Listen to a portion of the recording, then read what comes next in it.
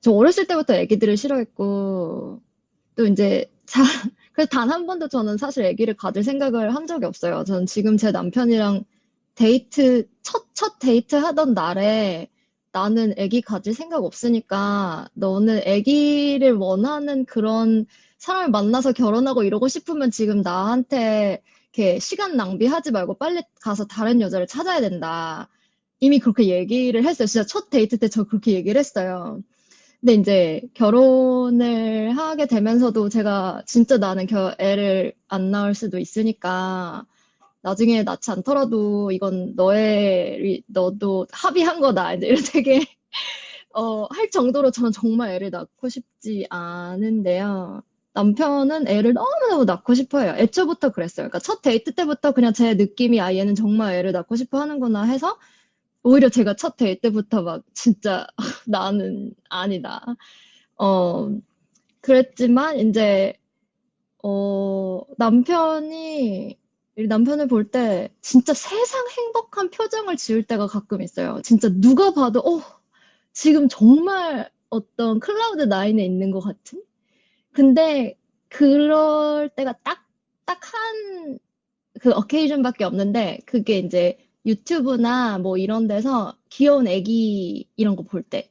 그럴 때 완전 진짜 얼굴이 막 이렇게 되는 걸 보면서 저도 생각을 진짜 많이 하게 됐어요. 과연 애를 내가 낳아야 되나? 아니면 낳고 싶은가? 근데 저한테 했던 첫 번째 질문은 애를 낳아서 내가 잘 살 수 있을까의 질문이었어요. 근데 이제 시간이 좀 지나다 보니까 아, 나는 잘 살 수 있을 것 같아요. 그 정도의 자신감은 이제 좀 생겼어요. 근데 이제 두 번째 문제는 그래서 내가 행복할까? 애를 가짐으로써 내가 행복할까가 진짜 되게 큰 관건이에요. 그러면서 동시에 들었던 생각이 뭐냐면, 저는 사실 첫 남편하고 이혼했거든요. 그러니까 첫 남편은 한국인이었어요. 지금 남편은 미국인이고. 근데 그 첫 남편하고 이제 이혼을 제가 박사 1학년 때 되게 어린 나이에 결혼해가지고, 멋 모르고 결혼했다가 이제, 이혼을 하면서 이렇게 뭔가 어버 하다가 결정 내린 것들로 생각보다 제 인생이 많이 좌지우지 됐더라고요. 그러니까 고등학교 가는 거, 대학교 가는 거, 그냥 뭐 언니가 이 학교 갔으니까 나도 가야지. 뭐 내 주변에서 다 여기 갔으니까 여기 가야지. 이런 식이었거든요. 그러니까 저도 그냥 진짜 얘는 내가 너무 사랑하니까 결혼해야지 하고 결혼한 거예요. 근데 이렇게 뭐랄까. 그래서 그때 되게, 내가 내 삶에 어떤 결정을 내리는 순간이 많지 않구나. 그러니까 생각보다 우연이나 혹은 어떤 다른 요인에 의해서 내 삶의 방향이 정해지지, 어떤 내가 되게 주체적으로, 어, 이렇게 결정을 내려서 내 삶의 방향을 트는 경우가 되게 드물다고 느꼈어요.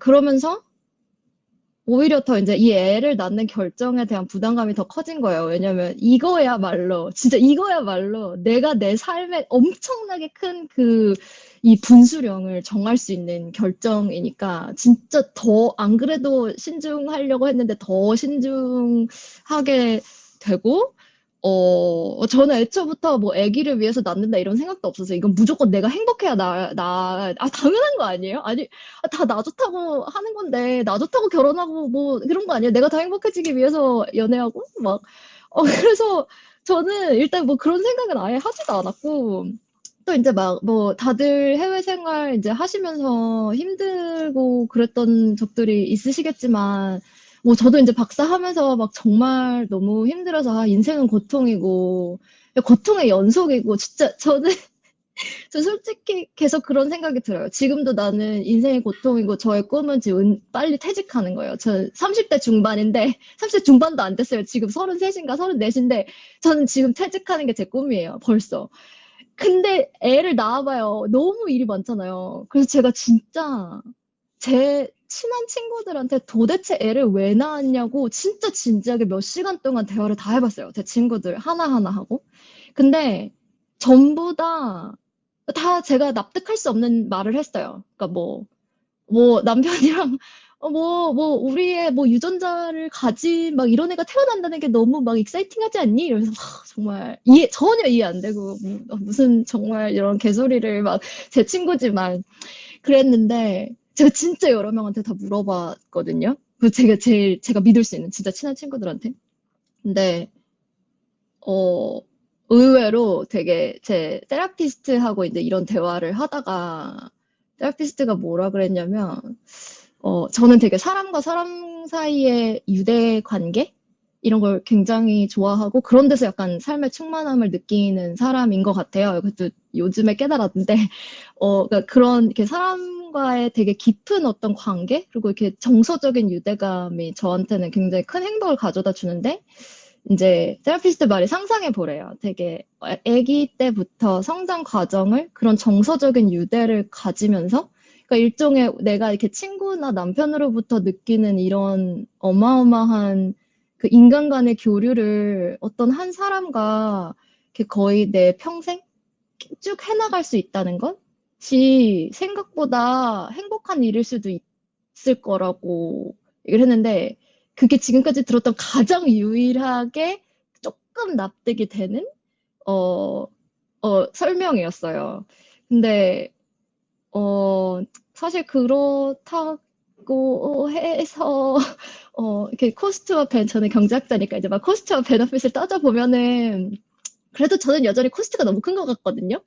어, 그래서 그것도 제가 막 고민 정말 많이 했어요. 애들한테. 그래서 또 이제 두 번째 질문은 얘들아, 베네핏이 더 크니, 코스트가 더 크니, 이제 막 이렇게 많이 물어봤는데, 전부 다 하는 말이 그거를 비교할 수 없다. 애를 낳는 데 있어서는 코스트 베너핏 어널리시스가 필요한 게 아니라 미닝을 생각해 봐야 된다는 거예요. 그러니까 힘든 건 힘든 거고, 행복감은 행복감인 거고, 그걸 어떻게 경중을 따질 수는 없지만, 이 아이를 낳음으로써 내 삶에 어떤 의미가 생기는지에 대해서 생각해 보라는 아주 철학적인 얘기를 들었는데, 저 여전히 사실 잘 모르겠어요. 아직도 애기, 사실은 저는 어떻게 보면 비혼주의자였었어요. 어떻게 보면은 결혼 생활을 하고 아이를 낳은 것까지도 어떻게 보면은 나란 인간을 스스로 생각했을 때도 이건 정말 있을 수가 없는 일이었거든요.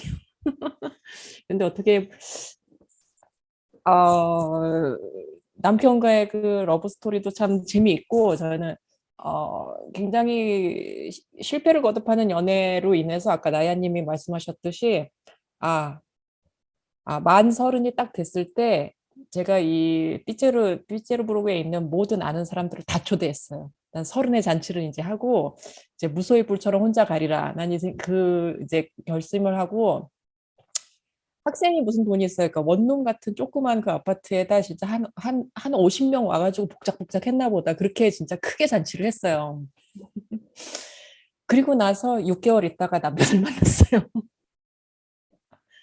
그래서 그냥 혼자 살아야겠구나 싶었는데 어느 날 하늘에서 뚝 떨어졌다고 할까요? 그러니까 이제 내가 그러니까 그 남자에 대한 그 로맨틱한 그런 모든 그 기대를 딱 내려놨을 때 남편이 하늘에서 뚝 떨어졌고 연애를 하고선 근데 제가 계속 실패를 했던 연애의 그 원인이라고 하면 이제 제 성격과도 관계가 있는데요. 제가 이제 음악을 하다 보니까 굉장히 재능 있는 사람들을 많이 보게 되잖아요. 그리고 나의 재능과 뭐 이런 거에 대한 생각을 많이 하다 보니까 일단은 사람과 사랑에 빠져야 되는데 저는 좀 그 사람의 재능과 사랑에 빠지는 그런 실수를 굉장히 많이 하는 편이었거든요. 그런데 저희 남편은 그의 재능에도 그리고 그의 인간 됨됨이에도 정말 사랑에 빠지는 그런 사람이 된 거예요. 그래서 그간과는 전혀 다른 양상의 연애를 하다 보니까 어떻게 결혼까지 하게 된 거예요. 그런데 제가 이제 와서 애를 낳고 이제 왜 우리나라 선녀와 나무꾼 동화 있지 않습니까? 그 여자들 애를 낳게 그러니까 여자를 납치를 해가지고 강간을 해서 그 애를 낳게 해가지고 들어앉히는 그 우리나라의 그 설화를 이제 곱씹으면서 이제 와서 생각을 하는 게요. 여자는 굉장히 로맨틱한 감정을 가지고 남자를 대하는 것 같아요. 그래서 결혼이라는 것을 상상을 할 때 정말 저는 그랬거든요. 순진하게. 나는 사랑하는 이 사람과 이제 앞으로 오직 이 사람과만 섹스를 하면서 이제 평생을 살아야겠다라는 결심을 하게 되는 게 이제 결혼이잖아요. 그러니까 이 결심을 이제 모두 만천하에 이제 얘기를 하고서 이제 그렇게 살겠다. 그러니까 저는 솔직히 단순하게 이 사람이랑 내가 사랑하는 사람이랑 이제 죽을 때까지 같이 살아야겠다 싶어가지고 이제 그렇게 굉장히 어떻게 보면은 별 생각 없이 결혼을 하게 된 거죠. 그러니까 그간과의 이 여태까지의 그 별로 성공적이 않았던 그 모든 연애와는 전혀 다른 양상으로 굴러가는 이 연애의 끝이 결혼이 되게 된 거예요. 어떻게 보면 굉장히 우연이죠. 그런데 이제 와서 애를 낳고서 이제 이 사람의 아내로 이제 엄마로서 살다 지금 딱 생각하게 된 거는요. 남자가 여자에게 청혼을 할 때 남자들의 머릿속에서 그리는 그 결혼 생활이라는 거는 여자가 생각하는 그 로맨틱과는 굉장히 양상이 다르다는 거를 저는 드디어 깨달았어요. 우리 신랑이 러시아 사람인데 굉장히 이 러시아 사람들 엄청 가부장적이거든요. 이게 러시아 그 정교 그 교회의 영향인 것도 있고요. 그리고 그 소련 공산주의적 사회의 사람들이 굉장히 보수적이에요. 그러니까 러시아는 특이하게 공산주의면서도 그 종교적인 색채가 굉장히 강해서 굉장히 특이한 사회 양상이 있거든요. 그러다 보니까 저희 남편은 또 굉장히 가부장적인 그의 머릿속에서는 이미 나를 자기 아내로서 그리고 아이들의 어머니로서의 상을 이미 계획을 하고 있었던 거예요. 그래서 사실은 초반에 저희는 2010년에 결혼을 해서 애는 2015년에 낳았잖아요. 그러니까 물론 경제적인 상황, 모든 상황들이 아이를 낳고 양육을 하기에 그렇게 적정한 상황이 아니었었던 것도 있긴 했지만 한 5년 정도 지나고서 어느 정도 경제적으로 안정도 되고 이제 어떤 식으로 우리가 생활을 하게 될지 이제 예측이 가능한 그런 이제 생활 양상이 되다 보니까 그때부터 생각이 나는 게 그때 깨달은 거예요. 이 남자에게는 아이가 필요하구나.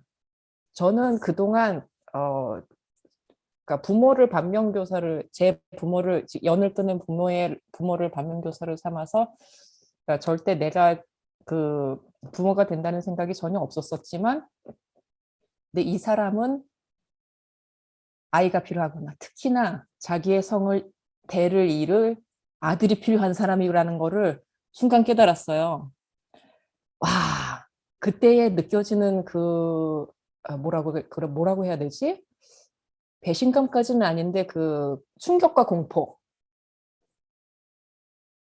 근데 나는 이 사람을 사랑하거든요. 그러니까 이 사람이 그래, 사랑하는 사람이 필요하니까 이 사람에게 애를 낳아줘야 되겠구나. 이런 결심까지 제가 하게 된 거죠.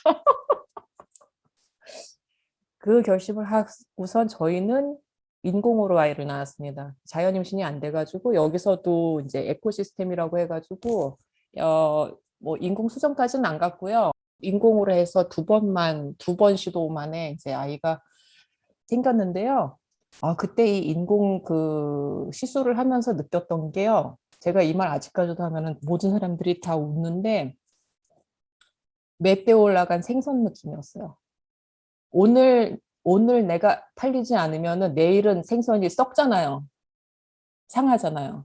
그러니까 여자는 그러니까 아이를 낳기 위해서 그러니까 체력과 젊음이 필요하고 그러니까 매일매일 배에다가 그 배란유도 주사 호르몬제를 이렇게 꼽으면서 내일이면은 썩어서 못 파는 맷대에 올라간 생선된 느낌이 바로 이걸 거다라는 생각을 하면서 배에다가 주사를 꽂고 그렇게 해서 아이를 얻어서 이제 낳았는데요. 쉽지 않은 과정이었습니다. 그래도 지금은 만 5살 돼서 아이가 유치원 다니고 어느 정도 이제 서로 의사소통도 가능하고 그러다 보니까 지금은 어느 정도 저희가 아이가 있는 가정으로서의 그 이제 어떤 그 모습도 갖춰졌고 어느 정도 이제 패턴도 생기고 서로 안정적인 패턴이 생기고 서로 이제 그런 게 이제 갖춰졌는데요. 저도 초반에 아이가 한 3살 정도 될 때까지 산후 우울증으로 굉장히 많이 고생을 했어요.